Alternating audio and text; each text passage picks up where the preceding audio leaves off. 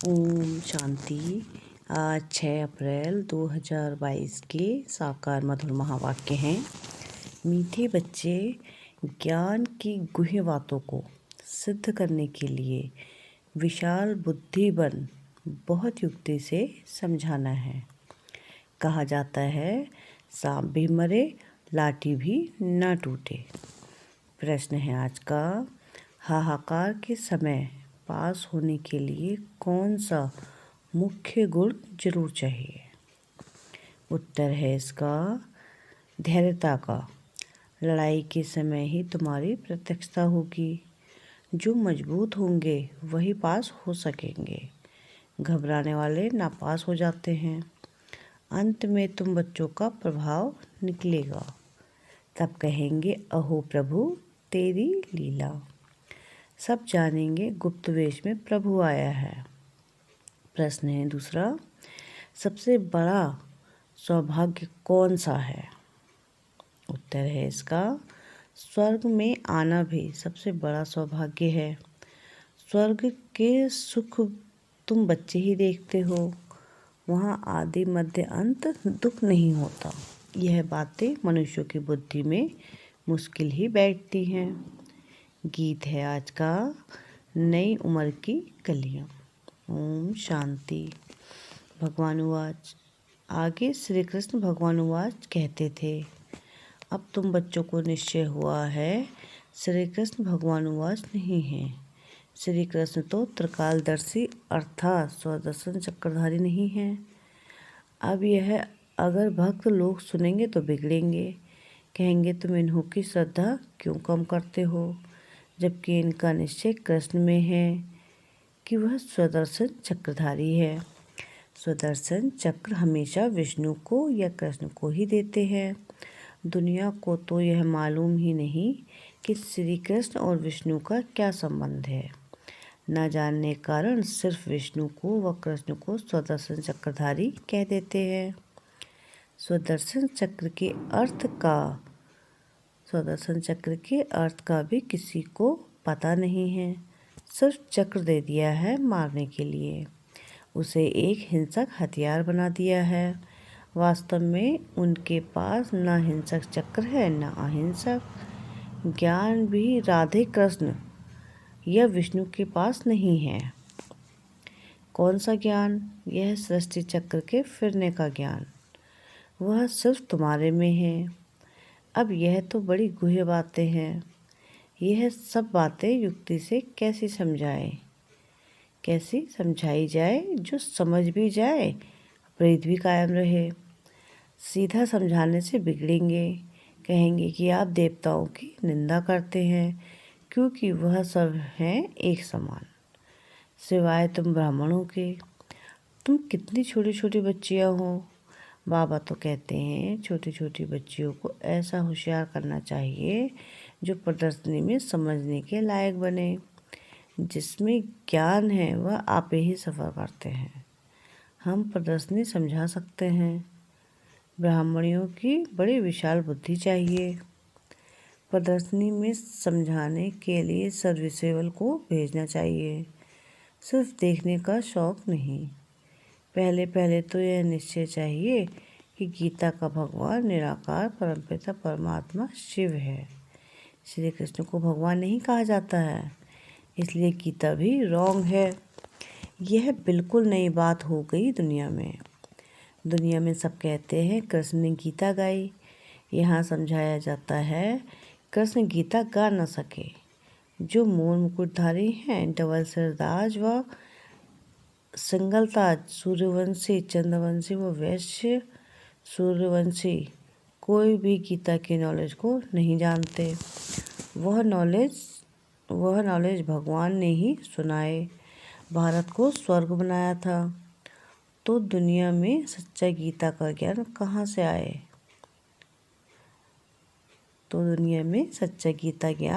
कहाँ से? यह सब भक्ति की लाइन में आ जाते हैं। वेद शास्त्र आदि पढ़ते पढ़ते नतीजा क्या हुआ? गिरते ही आए हैं। कलाएं कमती होती गई हैं। भले कितनी भी घोर तपस्या करें, सिर काट कर रखें, कुछ भी फायदा हो न सके।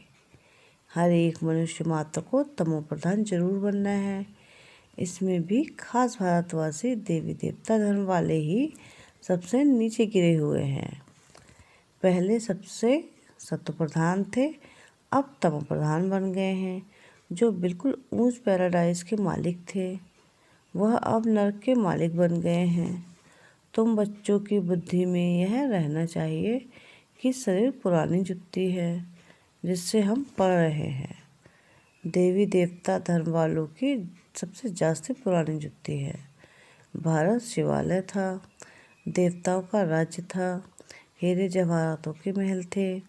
अब तो वैश्यालय में असुर विकारियों का राज है। ड्रामानुसार फिर इनको वैश्यालय से शिवालय बनना ही है। बाप समझाते हैं सबसे जास्ती भारतवासी ही गिरे हैं। आधा काल तुम ही विषय विकारी थे। अजामिल जैसे पाप आत्मा भी भारत में ही थे। सबसे बड़ा पाप है विकार में जाना। देवताएं तो संपूर्ण निर्विकारी थे, अब वह विकारी बन गए हैं। गोरे से सांवले बने हैं, सबसे ऊंच ही सबसे नीच बने हैं। बाप कहते हैं जब संपूर्ण तमोप्रधान बन जाते हैं तब उन्हों को मैं आकर संपूर्ण सत्वप्रधान बनाता हूँ। अभी तो कोई को संपूर्ण निर्विकारी कह ना सके। बहुत फर्क है। भल करके यह जन्म कुछ अच्छा है, आगे का जन्म तो अजामिल जैसा होना चाहिए। बाप कहते हैं मैं पतित दुनिया और पतित शरीर में ही प्रवेश करता हूँ। जो पूरे 84 जन्म भोग तमोप्रधान बने हैं, भल इस समय अच्छे घर में जन्म है, क्योंकि फिर भी बाबा का रथ बनना है। ड्रामा भी कायदे सिर बना हुआ है, इसलिए साधारण रथ को पकड़ा है। यह भी समझने की बातें हैं। तुम बच्चों को सर्विस का बहुत शौक होना चाहिए। बाबा को देखो कितना शौक है। बाबा तो पतित पावन है, सर्व का अविनाशी सर्जन है। तुमको कैसे अच्छी दवाई देते हैं। कहते हैं मुझे याद करने से तुम कब रोगी नहीं बनेंगे। तुमको कोई दवा दरमल नहीं करनी पड़ेगी। यह श्रीमत है, ना कि कोई गुरु का मंत्र आदि है। बाप कहते हैं मुझे याद करने से तुम्हारे विकर्म विनाश होंगे, फिर माया का विघ्न नहीं आएगा, तुम महावीर कहलाएंगे। स्कूल में रिजल्ट पिछाड़ी को ही निकलती है। यह भी अंत में मालूम पड़ेगा जब लड़ाई शुरू होती है, तब तुम्हारी भी प्रत्यक्षता होती है। देखेंगे तुम कितने निडर निर्भय बने हो। बाप भी निर्भय है ना। कितना भी हाहाकार मच जाए, धैर्यता से समझाना है कि हमें तो जाना ही है। चलो तो हम चले अपनी मंजिल माउंट आबू। बाबा के पास घबराना नहीं है, घबराने में भी नापास हो जाते हैं। इतना मजबूत बनना है। पहले पहले आफतें आएंगी फैमन की। बाहर से अनाज आ नहीं सकेगा, मारामारी हो जाएगी। उस समय कितना निडर बनना पड़े। लड़ाई में कितने पहलवान होते हैं। कहते हैं मरना और मारना है, जान का भी डर नहीं है। भल उनको यह भी ज्ञान नहीं है कि शरीर छोड़ दूसरा लेंगे। उनको तो सर्विस करनी है। वो लोग सिखलाते हैं बोलो गुरु नानक की जय, हनुमान की जय। तुम्हारी शिक्षा है शिव बाबा को याद करो। वह नौकरी तो करनी ही है अथवा देश सेवा तो करनी ही है। तुम शिव बाबा को याद करते हो, इस प्रकार कोई भी याद नहीं करते हैं। शिव के भगत तो ढेर हैं, परंतु तुमको डायरेक्शन मिलते हैं शिव बाबा को याद करो। वापस जाना है, फिर स्वर्ग में आना है। अब सूर्यवंशी चंद्रवंशी दोनों ही राज्य स्थापन हो रहे हैं। यह ज्ञान सबको मिलेगा। जो प्रजा बनने लायक होगा वह उतना ही समझेगा। अंत में तुम्हारा बहुत प्रभाव निकलेगा। तब तो कहेंगे अहो प्रभु तेरी लीला। जानेंगे कि प्रभु गुप्त वेश में आया है। कोई कहे परमात्मा का व आत्मा का साक्षात्कार हो, परंतु साक्षात्कार से कोई फायदा नहीं है। समझो सिर्फ लाइट चिंगारी देखी परंतु समझेंगे कुछ भी नहीं कि यह कौन है, किसकी आत्मा है। वह परमात्मा है। देवताओं के साक्षात्कार में फिर भी कुछ भपका होता है, खुशी होती है।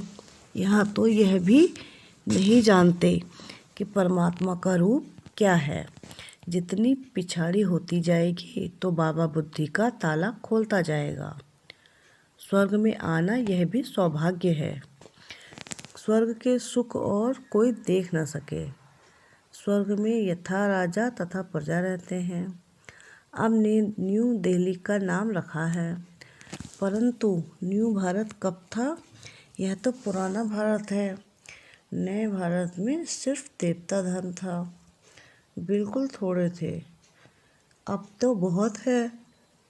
कितना रात दिन का फ़र्क है, अखबार में भी समझा सकते हैं।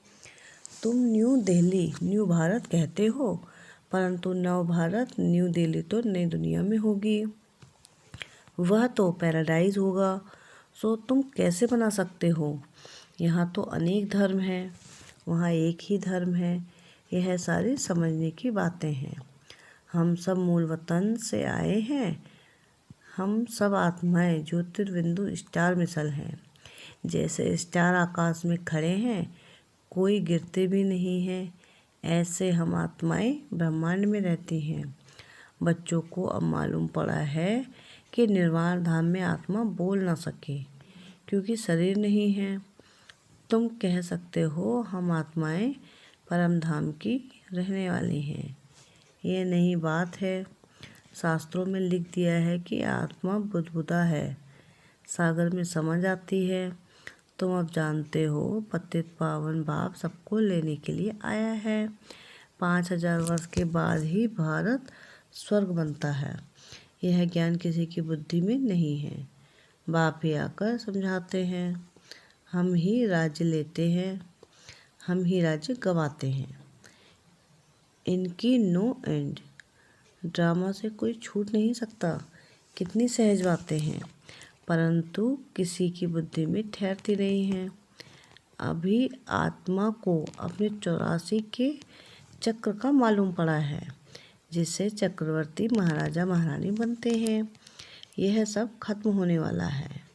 विनाश सामने खड़ा है। फिर क्यों लोभ जास्ती करें?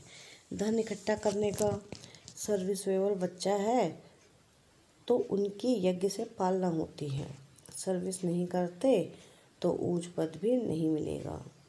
बाबा से पूछ सकते हो, हम इतनी सर्विस करते हैं जो ऊंच पद पाए। बाबा कह देते हैं, आसार ऐसे दिखाई देते हैं जो तुम प्रजा में चले जाएंगे। यहाँ ही मालूम पड़ जाता है।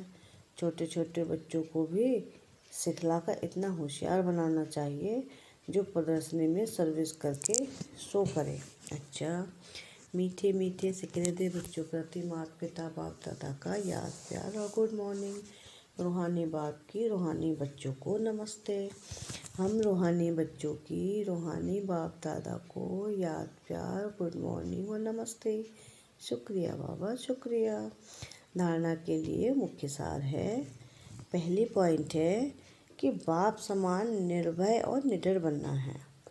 धैर्यता से काम लेना है, घबराना नहीं है। सेकंड पॉइंट है, विनाश सामने है, इसलिए जास्ती धन इकट्ठा करने का लोभ नहीं करना है।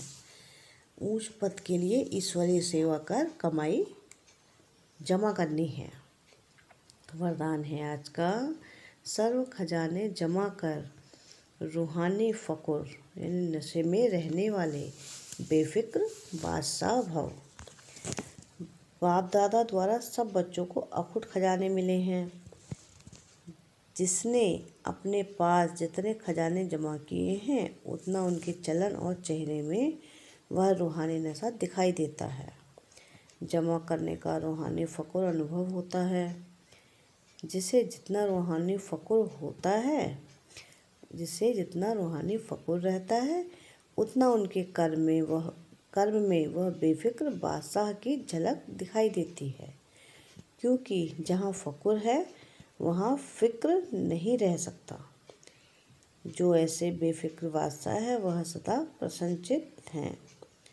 स्लोगन है आज का, ज्ञानी तू आत्मा वह है जो ज्ञान डांस के साथ संस्कार मिलन की डांस जानता है। क्या है स्लोगन आज का? कि ज्ञानी तो आत्मा वह है जो ज्ञान डांस के साथ संस्कार मिलन की डांस जानता है।